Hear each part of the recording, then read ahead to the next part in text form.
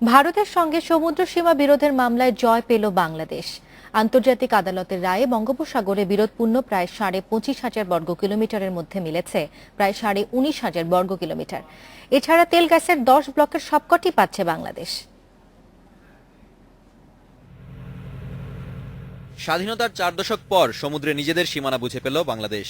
মিয়ানমারের পর ভারতের সঙ্গে এই মামলা জয়ে বিরোধপূর্ণ প্রায় 25,500-এর মধ্যে মিলল প্রায় 19,500 বর্গ কিলোমিটার এলাকা। এতে বঙ্গোপসাগরে মোট 1,19,000 বর্গ কিলোমিটার আয়তন বুঝে পেল বাংলাদেশ। সোমবারই নেদারল্যান্ডসের হেগে অবস্থিত পার্মানেন্ট কোর্ট অফ আর্বিট্রেশন রায়ের কপি দুই দেশের কর্মকর্তাদের হাতে হস্তান্তর করেন। মঙ্গলবার আনুষ্ঠানিকভাবে রায়টি পড়ে শোনান পররাষ্ট্রমন্ত্রী।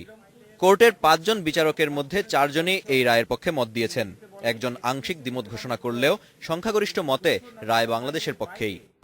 এই রায় উভয় রাষ্ট্রের জন্য বিজয় নিশ্চিত করেছে। এই বিজয় বন্ধুত্বের বিজয়। এই বিজয় বাংলাদেশ ও ভারতের জনগণের বিজয়। কেননা 3 দশকেরও বেশি সময় ধরে উভয় রাষ্ট্রের মধ্যে বিদ্যমান সমস্যা, যা উভয় রাষ্ট্রের অর্থনৈতিক উন্নয়নের পথে প্রতিবন্ধকতা সৃষ্টি করেছিল, তা আন্তর্জাতিক আইনের মাধ্যমে শান্তিপূর্ণভাবে অবশেষে নিষ্পত্তি হলো। বঙ্গোপসাগরের বিরোধপূর্ণ অংশে থাকা 10টি গ্যাস ব্লকের অংশবিশেষ ছাড়া পুরোটিই পাচ্ছে বাংলাদেশ। তবে স্বাধীনতার পর সুনির্দিষ্ট মানচিত্র না থাকায় দক্ষিণ তালপট্টি বাংলাদেশকে হারাতে হয়েছে বলে জানান পররাষ্ট্র মন্ত্রণালয়ের কর্মকর্তারা। বাংলাদেশের মানচিত্র অনুযায়ী তালপট্টি দ্বীপ কখনোই বাংলাদেশের ছিল না।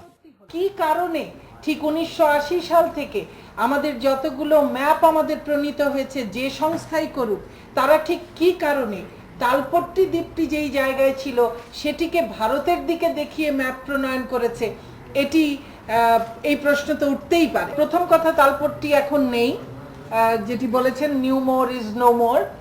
দ্বিতীয় হচ্ছে, তালপট্টি যেই জায়গাটিতে ছিল সেই ক্ষুদ্র একটু জায়গা, সেই জায়গাটুকু এই সীমানা নির্ধারণের মাধ্যমে ভারতের দিকে পড়লেও নিচের দিকে গিয়ে আমরা বিশাল বড় এলাকায় আমরা আমাদের অধিকার প্রতিষ্ঠা করতে পেরেছি। রায় প্রকাশ হওয়ার সাথে সাথেই এর কার্যকারিতা শুরু হয়েছে।